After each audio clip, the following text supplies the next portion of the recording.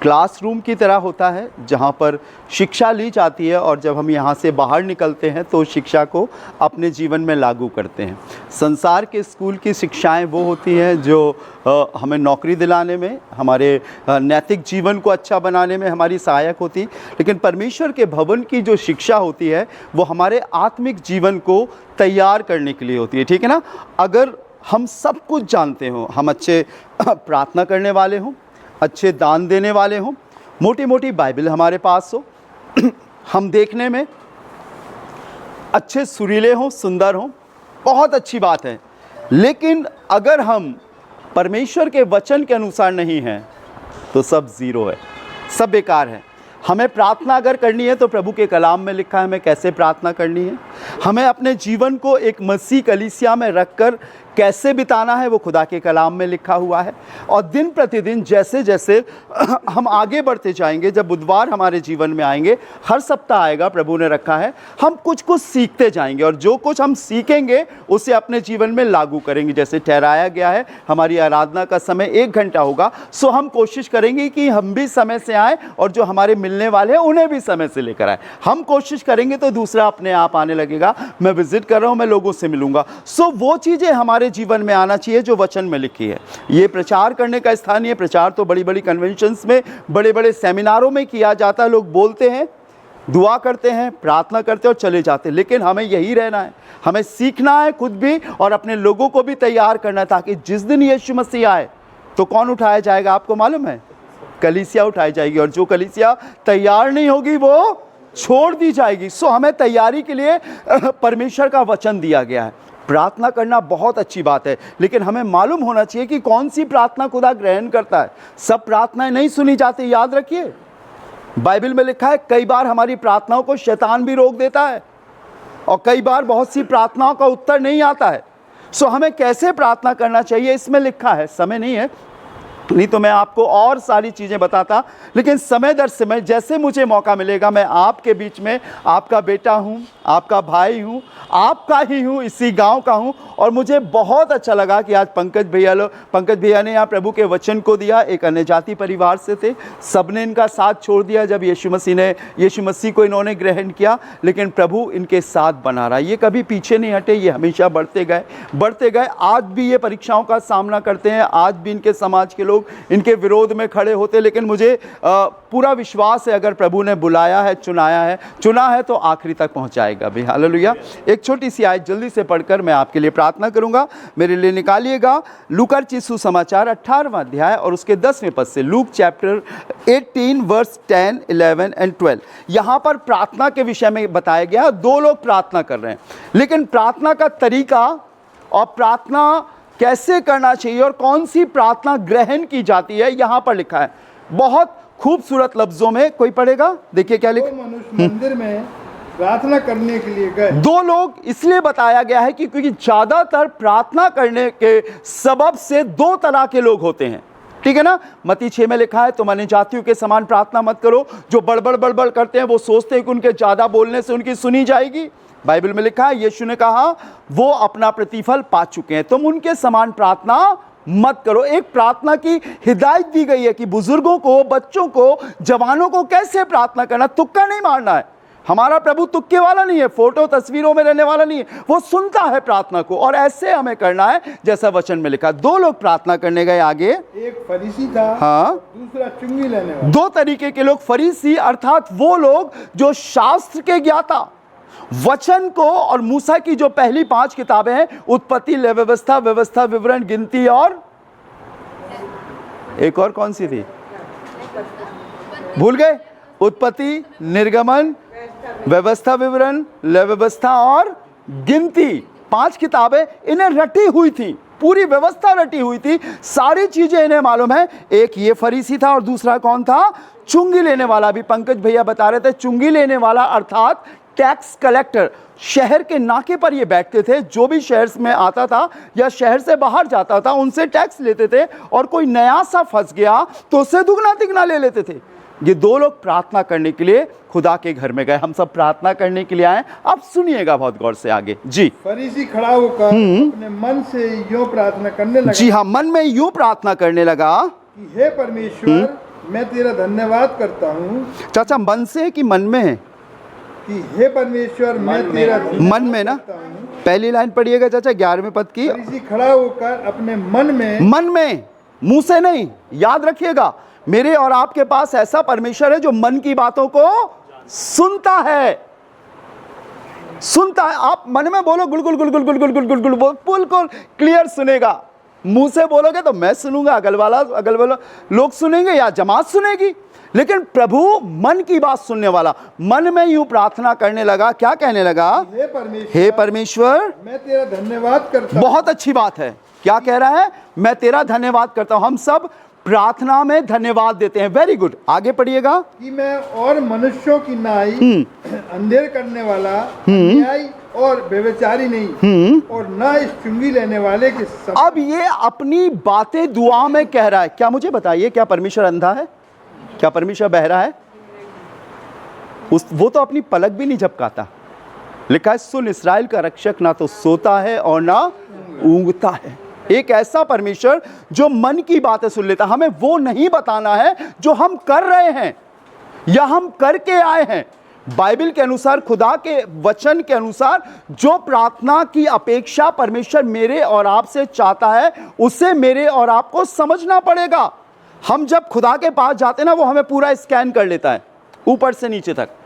अब वो इंतजार करता है कि ये बोलेगा क्या, अपना बड़प्पन बोलेगा। बाइबल में लिखा है अपनी दृष्टि में बुद्धिमान ना होना, यहोवा का भय मानना। ये अपनी दृष्टि में बुद्धिमान हो रहा और अपनी बातें बताता जा रहा। अब सुनिएगा आगे। जी हाँ, पढ़िएगा चाचा। फरीसी खड़ा होकर अपने मन में यूं हाँ, प्रार्थना 12वां पद। मैं सप्ताह में 2 बार उपवास कर रखता हूँ।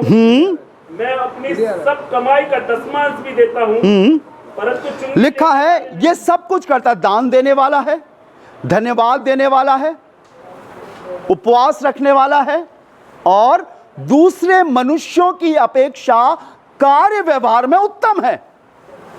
नैतिकता के आधार पर समाज में पूजनीय है।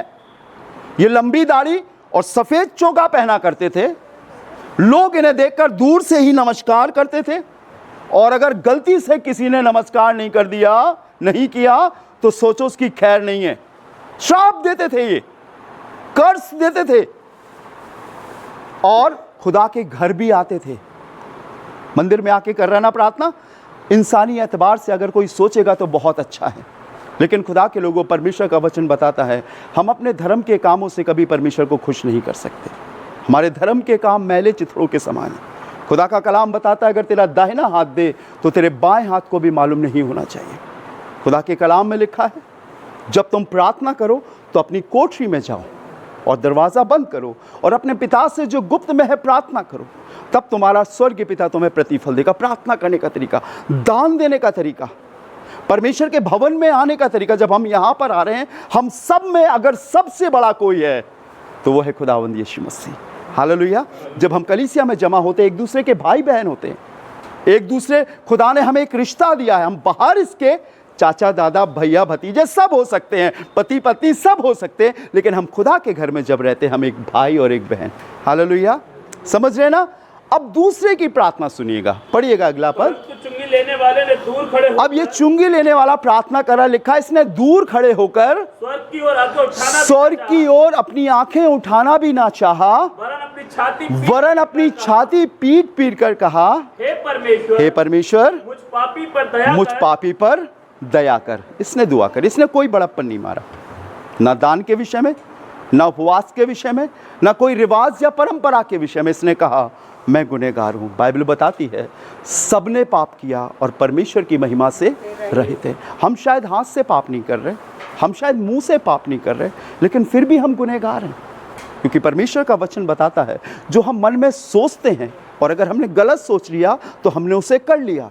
पुराने नियम में ये विधि थी कि अगर आप कुछ हाथों से करोगे तब आपको दंड मिलेगा, लेकिन नए नियम की विधि है अगर आपने दिमाग में भी सोच लिया तो आपने उसको कर लिया। अगर किसी के प्रति हमने कुटिलता सोच ली, किसी के प्रति गंदगी सोच ली, हम गुनहगार हैं।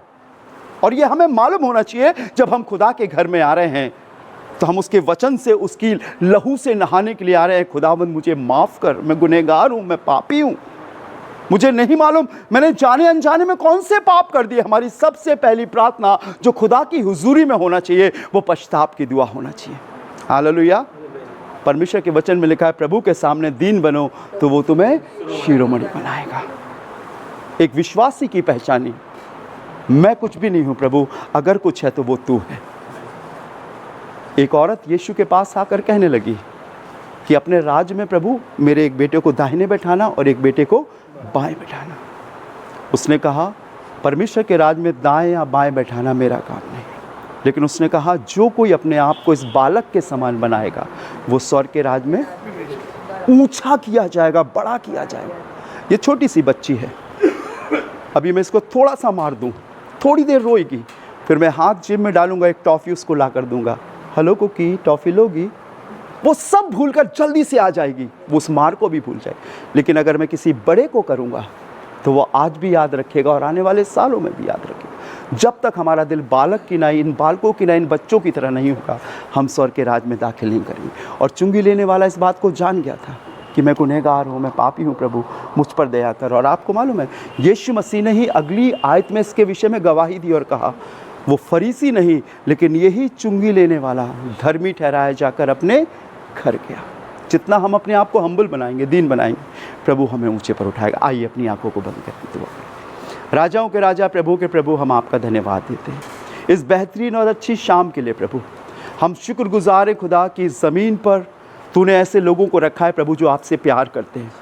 आपने उन्हें हर चीज़ों से नवाजा है। मेरे चाचा लोगों को, मेरे प्रिय लोगों को खुदावंद, मेरे गाँव के उन लोगों को प्रभु जो प्रभु अपने मुँह से अपनी बड़ाई नहीं करते लेकिन प्रभु अपने आप को सौभाग्यशाली समझते हैं प्रभु, जिन्होंने अपने हाथ को बढ़ाकर इस भवन के निर्माण में योगदान दिया। प्रभु मैं जानता हूँ खुदा आप उन्हें प्यार करते हैं।